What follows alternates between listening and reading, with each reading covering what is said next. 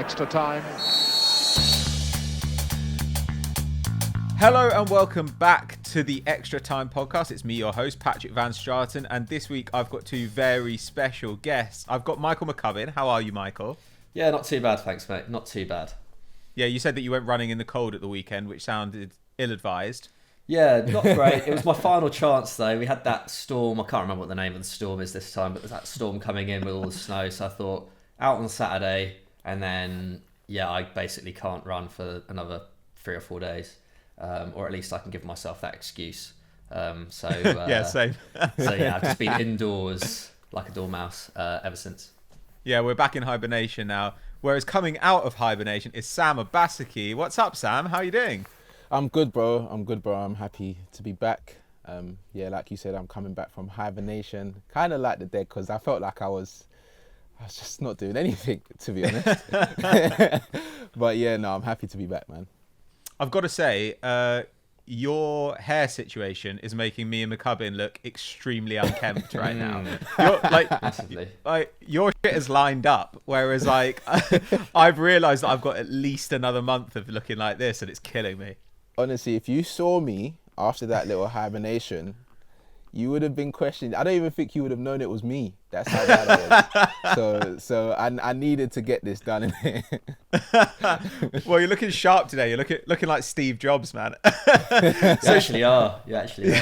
So shall we go straight into the content from the weekend? Because today we're going to do a bit of a roundup of the action. And I was planning on doing that, but I was absolutely relieved watching Man City Liverpool yesterday. Because at one stage I was like, oh, God, this is going to be 0-0. But in the end, City go 5 points clear at the top of the league with a game in hand after battering Liverpool 4-1 at Anfield. Now, that puts City 10 points ahead of champions. And after a run of 68 games unbeaten at home, Liverpool have now lost 3 consecutively. Sam, how was it to watch this game? Were you impressed by City, and who in particular impressed you?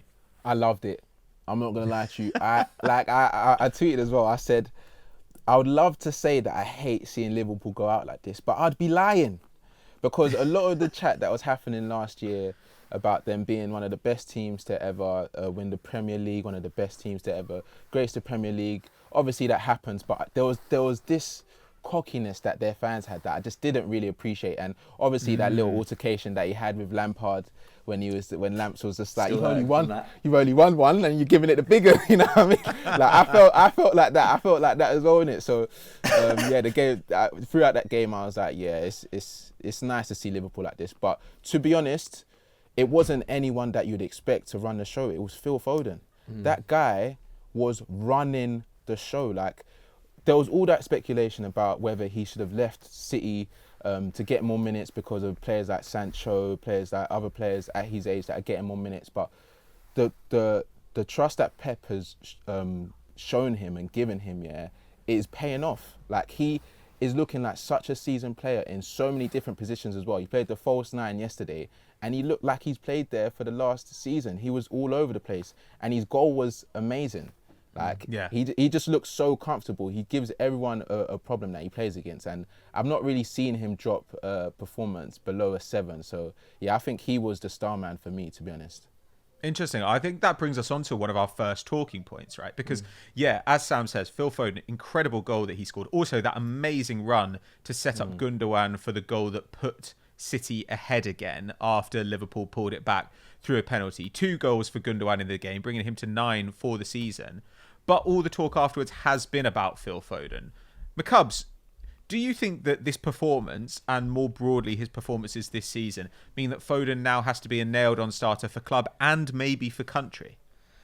It's a tough one with country, isn't it? Because obviously we're so stacked, or England are so stacked in that position. I think he should be starting for City every week, to be honest. I've been putting him in and out of my fantasy team this season with the hope that he would be starting every game. And I've been kind of disappointed a little bit that he hasn't. I think obviously this season is like no other. There's a lot of rotation going on, but I think, you know, Foden is young, super fit, hasn't had any major injuries so far in his career, has he? I feel like he is in quite good shape to be starting games every 3 or 4 days at this moment in time anyway. But I guess Pep likes to switch things up, doesn't he? Depending on which team he's playing against.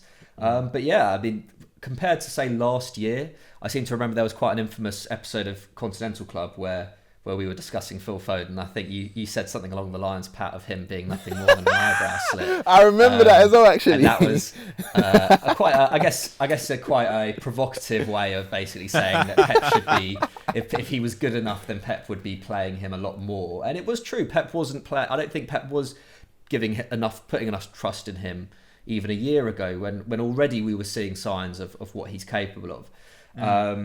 So yeah, it's really good. It's just great to see him. As for the England thing, yeah, it's a tough one. I think he's definitely got to be on the plane for the Euros. 100%.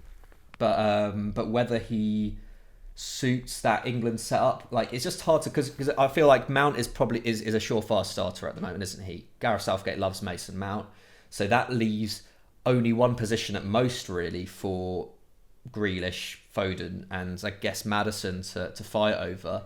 I think Grealish and Foden are probably the outstanding candidates there. So it's a tough one. I think ultimately, like, whether or not Foden is starting for England every game, that doesn't take away from how good he is. I think it's just more of a sign of just how stacked England are in that position. But yeah, if he kind of can exert this kind of influence like he did in the Liverpool game in multiple other games towards the end of the season, then yeah, I think Southgate's going to have a proper headache in terms of who he positions or how he sets that team up, even because at the moment it's looking like there's too much attacking talent there for England to even set up with more than one defensive midfielder. So yeah, it's looking like it's going to have to be all out attack for the three Lions if they want to get the most out of the talent they've got. Yeah, well, in contrast to the last World Cup, of course, when they were criticised for being too defensive. You're right, like, the squad is so top heavy. Though also, I've got to say, like, you can kind of see the preference for Mount and Foden sometimes to Grealish, because though Grealish is such an incredible talent, he doesn't have the defensive intensity that Mount and Foden do have. I mean, Foden in this game made 3 tackles and interceptions, which isn't like a crazy number, but it's more than anyone on the City side except for Rodri, Cancelo and Zinchenko, working so hard. And, I think he completed 2 dribbles, but I think both of those were in the box as well. So, I mean, he does just seem to kind of come alive in the final third. And I also thought we should maybe talk about Raheem Sterling. Yeah. Because I thought Raheem Sterling had an absolutely fantastic game. I mean, that penalty he won was the 21st penalty he's won in the Premier League. That's more than any other player in the history of the competition. Sam, Sterling has often been criticised, specifically in games against Liverpool, right? Yeah. But how influential do you think he was in this match? I think it's something that we've kind of overlooked with Sterling. I think he's been a star man for City, like maybe from the 2nd season or the 3rd season that he came in, and because we're so used to him being so good, sometimes when we see things like that and see stats like that, it's like, wow. But realistically, when you watch him play, you realise he causes every back line problems. Like, he's so influential, and it's even more, you can see it more now with Pep giving him the armband. Like, there's senior players in the squad, but Sterling is rightfully so getting that armband because of not just the influence he has on the pitch, but obviously with the younger players as well now. So I think Sterling has been one of those players that is gone not under the radar because we know how good he is, but because he's been so good for so long, it's like, okay, yeah, that's just Sterling doing his thing. Like, he was caught, Trent was spinning. Like, the majority of that game, he was spinning. And I felt like, if I felt sorry for any player in that team, it was Trent, because it's like they kind of saw that Sterling had him, and he's like, yeah, go at him every time. And obviously he's not the one that gave away the pen, but he got past him to win the pen. Do you get what I'm saying? So yeah, man, Sterling's quality, man. I feel like we almost kind of rate Sterling, or I feel like Sterling has to meet like such a big level now for people to actually note on him. Like, I think it was 2018-19 when he had that really world class season when he was like easily one of the top 3 or 4 like wide forwards in world football.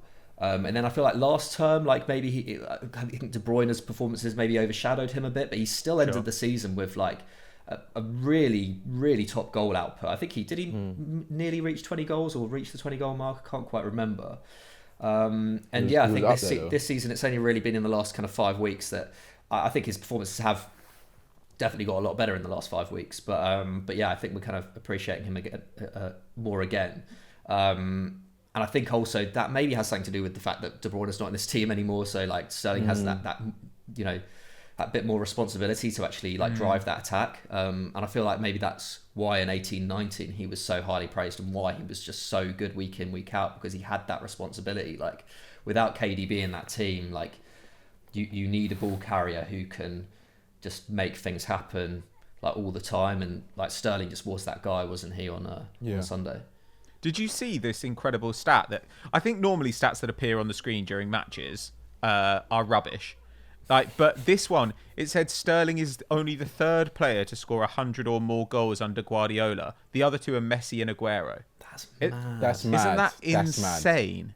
It's incredible. Crazy. And I think he's on 8 goals and I think maybe 4 assists in the league this season. The only person for City with more goals is Gundogan, who's now got 9 in his best ever goal-scoring campaign. Really incredible from him. But I think, look, I'm glad that we've praised City, but I do think, and maybe this is just me because I'm an Arsenal fan coming off the week of that David Luiz red card against Wolves, but I do think Liverpool can maybe be a bit aggrieved about the penalty incident because Ruben Dias, Salah got past him, a little bit of luck because Dias got to the ball and it rebounded. It was a bit unlucky.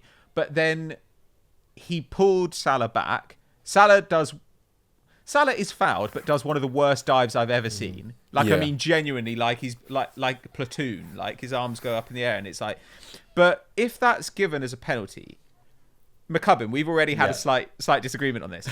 Like, surely that has to be a red card. There's no attempt to play the ball. Like, if it's a penalty, it has to be a red, doesn't it? Not in my mind, mainly because Stones is coming in there, and I know we were chatting before about, you know, last man / clear goal scoring opportunity. Yeah. Technically, I guess that is a clear goal scoring opportunity, but then if Stones is going to get there and make that challenge, which I think he probably is going to do, does that, like, I feel like that kind of negates the goal scoring opportunity. But I think in a week where we saw that David Luiz red card, where we saw the Ben red card, although that was overturned, there's obviously more pressure for VAR to then kind of back that up with another call, which falls within the rules there. But personally, I think it would have been a harsh and probably the wrong decision as well. Although, I don't know, it's a difficult one with these ones. It's like, you could play it completely by the book, or you could make what is a fair judgment. And I think the fair judgment is to not send him off for that. Yeah. I mean, it's a tough one because, like, I know, like, the Luiz red card wasn't overturned, and that was, like, obviously, like, completely accidental as well. But I think just because one call was made wrong, and even if they're sticking by it, it doesn't mean that you have to then make another wrong call.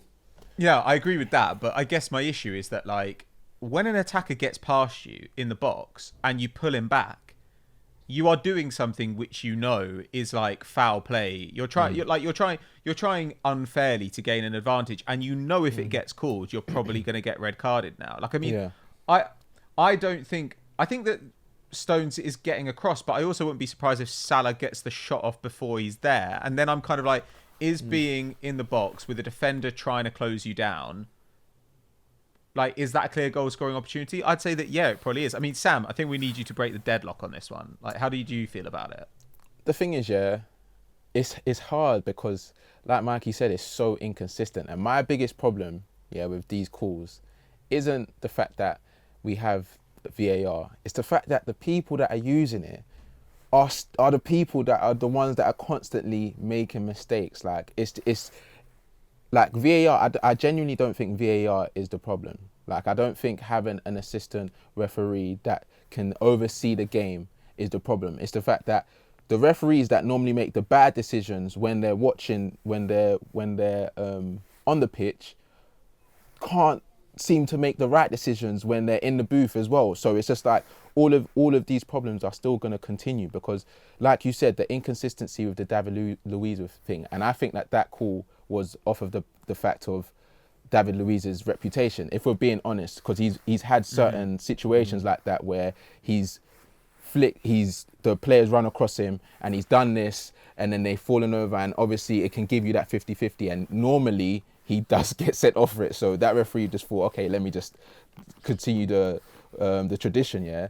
But with the Salah thing, it's like, if you're gonna make a bad call if you're gonna make a call, not even a bad call, if you're gonna make a call with David Luiz, with Bednarek against United, and you're gonna see all of these, you're the defender before the player gets a shot off in the box, and 2 have been given a red card. You just have to, like, we will complain, but at least we'll complain at the fact that all of them are soft in it. If there's one referee that's saying, oh no, I think this is a yellow, and then there's 2 saying, no, I think this is a red, you're just giving people too much to talk about. And that, like, are they not tired of people just constantly talking about why VAR is bad and what needs to change? It's getting boring now. I do think though that VAR wasn't necessarily brought in to stop debate and stop like personal interpretation of a rule though, right? Like I feel it's supposed to be consistent though, isn't it? Yeah, for sure. It should be as consistent as they can make it, but like, I do also think like before VAR got brought in, people were quite annoyed at the idea that everything was going to be straight down the line and that wasn't going to be debate over anything. And I feel like what really is there is just as a tool, right? Rather than something whereby every decision is exactly the same, because otherwise there's not really a point in having a referee on the pitch if they can't kind of bring their kind of own personal judgment into it. But that thing, like, there's so much. It does really come down to that decision on the pitch, doesn't it? Because of this phrasing of like VAR is there to correct clear and obvious errors. It does mean this idea that like if the referee makes a call, which is a judgment call, which actually I think we've learned over the last kind of year and a half, most calls are judgment calls. That's something we've discovered now. Like, you're just not going to overturn it. And so, yeah, like it does basically seem to say like we have these rules, but they will never be applied consistently because we're never going to hang a referee out to dry. But I mean, to me, it also does show a general lack of faith in like football fans in referees, because I think everybody kind of assumes that referees are going to cover each other's asses rather than necessarily try and get the right decision. And that is a bit of an issue, I think. Yeah. Yeah, I think that's with the rise of kind of people like Peter Walton on TV and like the kind of the referee's perspective and stuff. It's very, very rare to see a referee actually disagree with a ref. But I mean, I don't know. It goes both ways, doesn't it? You know, Mike Dean's now, after that Souček red card, was receiving death threats and is that's crazy. Asked to not referee in the Premier League this week. So I think it's as much as we do like moan about refs and about kind of refs kind of sticking together and not really criticising each other as much as perhaps they should, or at least as much as we'd like them to. There's that other flip side whereby it's I mean they do deserve some protection in some ways. I think I was just gonna say I think it does get a bit harsh like on referees, but I think it's more the fact that over the years where we see so many decisions, and I'm not saying that people making death threats and stuff like that is okay, because that's just taking it too far. Like you're taking it too far, yeah. But like with referees, I feel like they're protected so much in terms of like the decisions that they made. Like if they kind of gave even if like this is a stretch here, but if they said referees have to come out the same way that managers have to come out after games and give press conference because of certain decisions and that, if they came and asked you certain questions and said, yeah, like, how do you feel about this decision? Looking back at it, would you like just more honesty rather than you're just seeing them make a bad decision and then the next game they come, another bad decision, next game, and then if anyone speaks out against it, they're fined 20,000, then they're fined. Like, I think if the referees were given a bit more like they had to be more accountable for the decisions that they made, I think a lot of more fans would, obviously they would still be frustrated about some of the decisions, but at least hearing them say why or what their thought process was would be a bit better, in my opinion anyway. I would want that. I kind of get that. Like, I do sort of agree that sometimes, like, referees are just not asked to justify themselves, and I feel like in any other job, if you had like a genuinely disastrous day that was like that showed that you did a bad job, you would kind of be asked to justify yourself.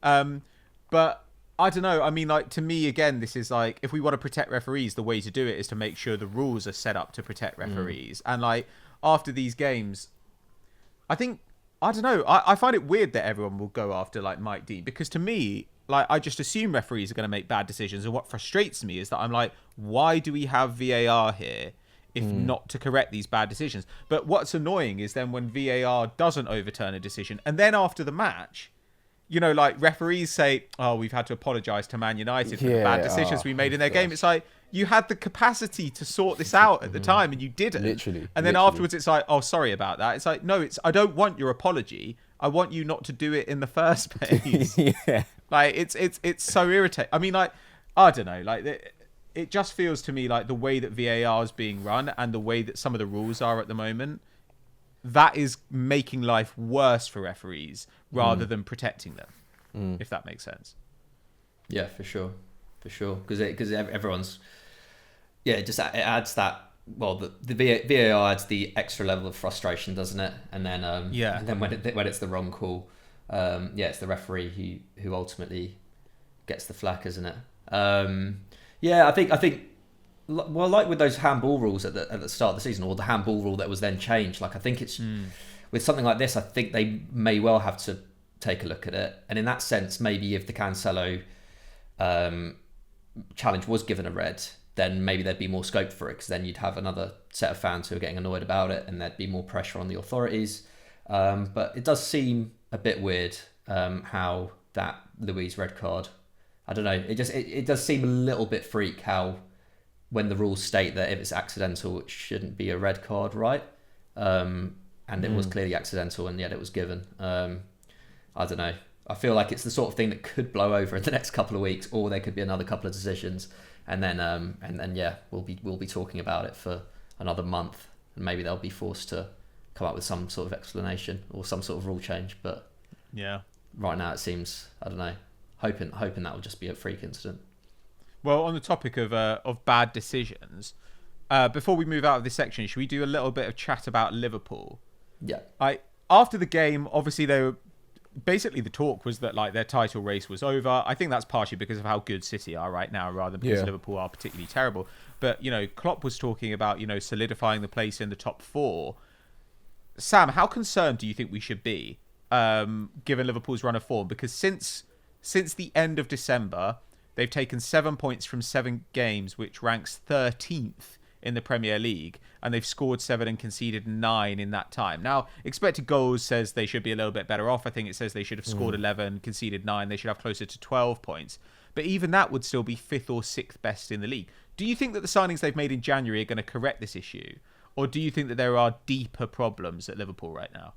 I think there's been deeper problems at Liverpool ever since we always had the conversation of, if someone got injured, they'll be in big trouble. And then they literally had injury upon injury upon injury, and then it was like, okay, now they're in big trouble. And I think it didn't help that Klopp started the season in that mood of just being moany about everything. Like, I've never seen him so affected by, like, obviously a lot of the decisions, I can understand it, because obviously a lot of these players were getting injured off of playing too many games, fatigue and stuff like that. But it was something that everyone had to go through. So once you address it once, which managers like Ole and Lampard did at the time, then it is what it is. The managers vote, and then you keep it moving. But there was always something to complain about. Like, when I've never seen him so rattled, and I think that type of energy, if you're going into that energy in the press conference, I'm only imagining him going into the training ground saying, "Oh, like, I know we're on the back foot," like, type of thing, or that type. You know what I mean? Like, it will kind of rub off on the players, and they've not really, like, their defense up until like the 4-1 hasn't been terrible. Like, do you get what I'm saying? Like, no, they've been still fine, had. Yeah. They've had Mane, Firmino, Salah still available. They brought in Thiago, still had Ronaldo available as well. I just think that it's just, it's a strange one because if you look at their team, they shouldn't be struggling like this. But at the same time, obviously, a big factor that I saw online recently is that the energy that Liverpool get from their fans is something different to anyone else, any other team in the world, basically. So that's one factor that is probably affecting them as well. And all of the things that are going around the season, like COVID, you're thinking a player's going to play a few games, like Matip came in a few games and he gets injured, like it's just hitting them, like it's one after the other. When Mane had a few good games, got hit with injury. Shaqiri came in, he's good, but he's not really good enough. Their bench isn't strong enough to compete, so even him asking for 5 subs, it's not like they're going to bring on any like world beaters. So I think they should have brought in more players when they were at that peak, like and thought about players that they maybe should have replaced. Like Wijnaldum, he hasn't signed a new contract yet. Yeah, he was a starter, and yeah, he's good, and he served his time at Liverpool. But at the same time, if a player doesn't want to be there, you brought in Thiago, you get him out, you bring in someone that is hungry to compete again for Liverpool. Like that would be a big difference. Do you get what I'm saying? But I think obviously with the funds as well, the COVID has affected the funds as well. So I think a lot of things have gone wrong with Liverpool. But I think one of the main things for me is Klopp's attitude coming into the season and how the injuries and that has affected him. I get that. I do kind of see where you're coming from, because at stages it was like, I'm never sure how much weight to give this stuff, because, like, I'm not a professional footballer, so I don't know how much this stuff affects players in the dressing room. But like, yeah, the idea of like, he was talking like they were underdogs from the beginning, which was a really strange position to be in, or as if like they were facing issues that other teams weren't.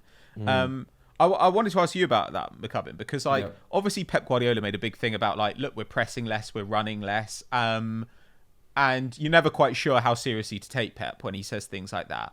But do you think that given the fixture congestion and given the injuries, maybe Klopp would have been better off reining things in and playing a little bit less of their high energy, high pressing style, just to kind of give these guys a bit of a rest? Because now this team, we've talked about this season after season, like Sam's saying, we were like, if Robertson gets injured, Robertson's playing 50 games a season for 3 years in a row, these things become inevitable at some stage. Oh yeah, massively. And I mean, it's been a general trend, hasn't it, this season that teams are pressing less, and even I think that you can, that's the same for Liverpool as well. But yeah, in this game, I think it's a tough one, because I think Liverpool have always had particular success with pressing Man City. That was always one of their slight weaknesses, even in their best days under Pep Guardiola. I mean, you could argue right now is one of their best days, but in 17-18, 18-19, even then they would come a little bit unstuck if you press them high. Remember Pochettino's Tottenham doing it to them. It's a particularly good effect on a couple of occasions as well. I guess Klopp maybe just kind of went with what he knew kind of worked in the past against City, and this current City side are just a lot sharper. They've just got a lot more quality in the midfield and all over the pitch, really, haven't they? And are obviously a lot more impenetrable at the back than they were, say, last year. So I think maybe that high pressing style wasn't maybe implemented in the best way against City. Equally, if Liverpool had sat back, I think they would have come in for a lot of criticism at Anfield in such a big game, to then just try and hit City on the break, which has not worked for any team in the last 2 months. So I think it's a difficult one. I think Liverpool were going into it on the back foot. I think Klopp has been particularly, kind of annoyed this season. Seems to have had a lot more of a chip on his shoulder, chatting back at pundits and whatnot in the studio, which I've actually quite enjoyed, to be honest. I find it quite entertaining. Me too. He's on to Jess Shreves as well. Sorry? He's on to Jess Shreves as well. Any question he asks him. Oh my god, that interview, was it after the Brighton game? God, that was weird. But what's it called? I think it's firstly, I think, a sign of a manager who no longer has anything to prove in the Premier League, which is right. Like Jurgen Klopp doesn't really have anything left to prove. But also, it's definitely a sign of a manager who's really up against it this season. The injury, you can't look past those injuries, and I think the the main thing, which has been discussed a lot before, is what those injuries have meant for both the defence and midfield, isn't it? Because I think if you don't have one of Fabinho or Henderson in that midfield, it just doesn't operate in the same way that it did before. And I think Thiago's come in for unnecessary flack, but even just the fact, and Thiago's a world class, central midfielder. There's no doubt about that. But not having one of them in there, I think there's just like a slight lack of familiarity in a season where already players are having to adapt to a new schedule. I think, not having especially Henderson in that midfield. I think there's just a bit of a lack of familiarity in terms of like the last 2 seasons. That first 11 has basically been exactly the same, hasn't it? And not having a figure like Henderson in the midfield, I think that negates from the defence. I think that negates from Robertson and Trent's kind of function on out wide. And then ultimately, actually, against City, the defence was, at fault for a few of the goals. I know Alisson was mainly culpable, but I think there were, a couple of occasions, I think especially for Gundogan's second, where I think Van Dijk gets across there. I think even Matip gets across there to clear the danger when Alisson parries it. So I think there's a number of factors, but those injuries have completely messed up Liverpool's season.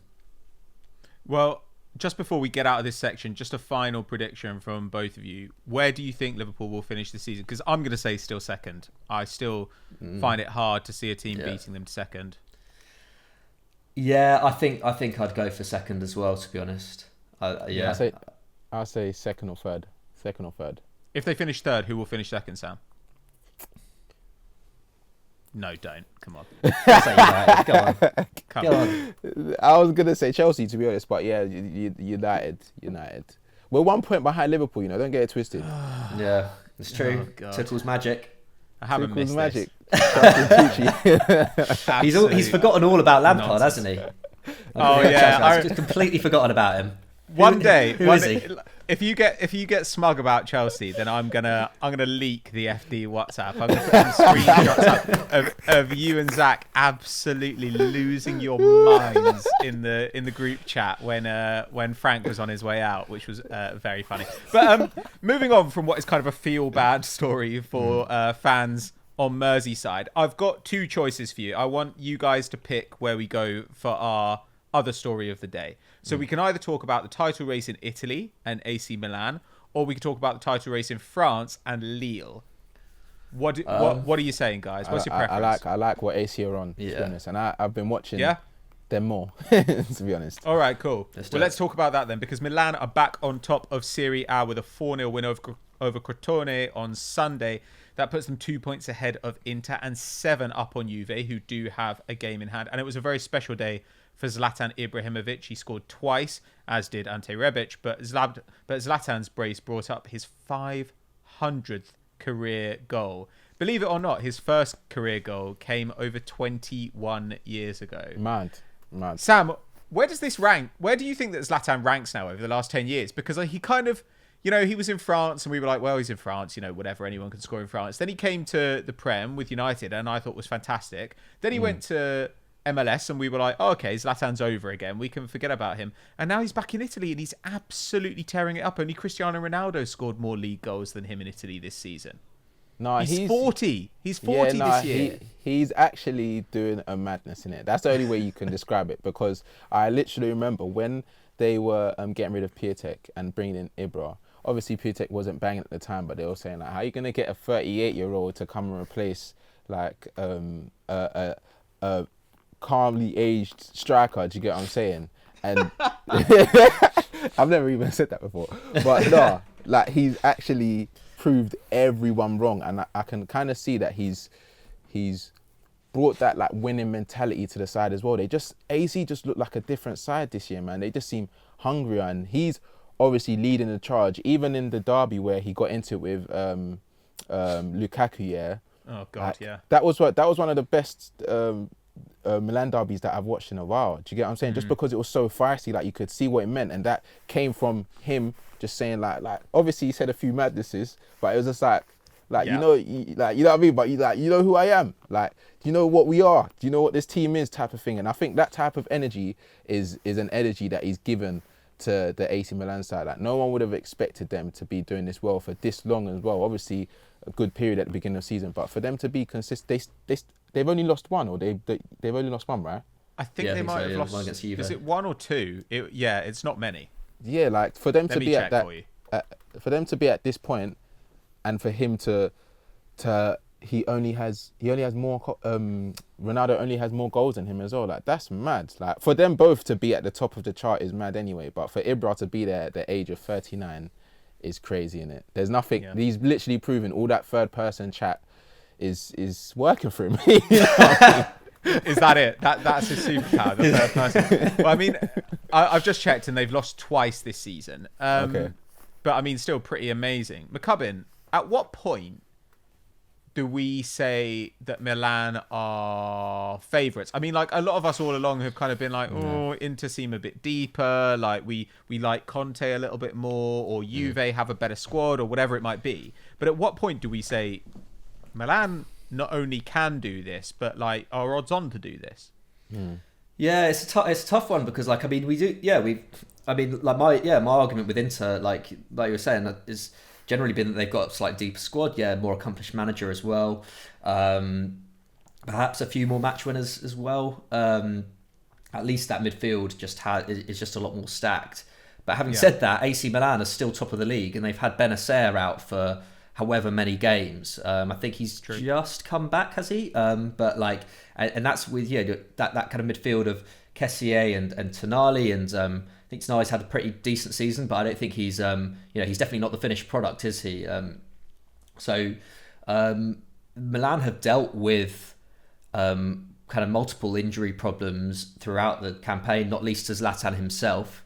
I think Pioli has done like a pretty amazing job of adapting that team when Zlatan's been out of the side. So I mean, so far they've passed every test, really. It's just that little thing. I think if they were like 5 points clear at this point, then you'd kind of be like, okay, like this is very serious. Like that they are favourites now. But just because that title race is particularly tight now, I think Milan 1 or 2 points behind. Inter, 1 or 2 points behind, and then two behind. 2 behind, and then if Juve win their game in hand, I'm not sure when that game in hand will be played, because I think it's them and Napoli who are on. Who have a game in hand, and yet they're playing this coming weekend when everyone else is playing. So I'm not quite sure when that's going to even up. But what if Juve win that game in hand? They're 4 points behind. So I can't really call it at all for them at the moment. I think I think it's literally just a points difference. If they can build up a decent points difference in the next month, then they will be odds on. But I think it's just still question marks over. I don't know. It's just they've been great, but Inter are lying in wait, aren't they? That's the thing. I just always back Inter in that sense. No, everyone's just always expecting Juve to come back into it, like by one point by the end of the season. You know what I mean? But but I just think I think that like the difference this year is just like that lack of experience for Pirlo. Like, that's the thing. Like, Pirlo might turn out to be a great manager, but he might turn out to be a Frank Lampard manager. Don't do that. Don't do that. Like a C+ manager. Like, not bad, but not good. Like, I don't know. Like, it's just hard to tell. And I think like that is the X factor this season. So I'm gonna make you guys make a prediction. Sam, I mean, do you just go with Juve then, or do you find a middle ground here and maybe pick Inter or something? You know what? I think that Inter have to win it this year, to be honest, because Conte's been there for what, 2 years now? This is his second year, right? Yeah. So he's come in to win that title, to bring it back to Milan, and now AC are doing it instead, and also they're out of the Champions League as well. So they kind of need this like more than AC and Juve, to be honest. So I'm counting on Lukaku to lead the charge and bridge the gap. Interesting. Inter Milan. I mean, also Napoli and Roma, like it is a you could argue it's potentially a closing window, because like you have got teams like Napoli and Roma who are who've been very impressive this season. And, you know, Roma will probably get a new striker in the summer. Juve, if they don't win the title, you'd expect to go out and spend big to rejig things. McCubbs, what do you think? Who's going to end up on top of the pile at the end of the season? Yeah, I think I agree with Sam in that, I think Inter probably are under the most pressure. Like you said, Conte's second season, and he's had a lot of investment since coming in, hasn't he? I feel like he's pretty much got most of the players that he's asked for. Obviously, that Hakimi signing was pretty big in the summer. Barella got made permanent. I think I am still just about backing Inter, but bit of AC do pull away more in the next month, then I think I'll probably switch my prediction. But at this moment in time, I'm still backing Inter. I'm going to go for Inter as well. I think Inter as well. But again, it's just because they've got that points advantage on Juve, and I think their squad is like deeper than Milan, and I just trust Conte, man. I just think Conte is going to pull something out of the bag when it matters. Well, I think that brings us to the end of the show for today. Before we say goodbye, is there anything that you guys would like us to promote? Anything that either of you guys have written or been on? I know that Sam, you're doing some Snapchat right now. Yeah, if you guys are on Snapchat, go check that out. The Football Daily Snapchat. We've also got a Transfer Talk Snapchat that we've just recently launched as well. So if you're on Snap, or if you're not on Snap, download it. Even if it's just for us, we'd really appreciate it. You know what I mean? You see my face on it a few days as well. So yeah, if you're on that, check it out. What about you, Mikey? What would you like to promote? I'm not sure if I've written anything of note really recently, not in the last week at least. But the Football Pyramid final on Euro Football Daily was between me and Hamill. So go and check that out. That was a good battle. Go and check that.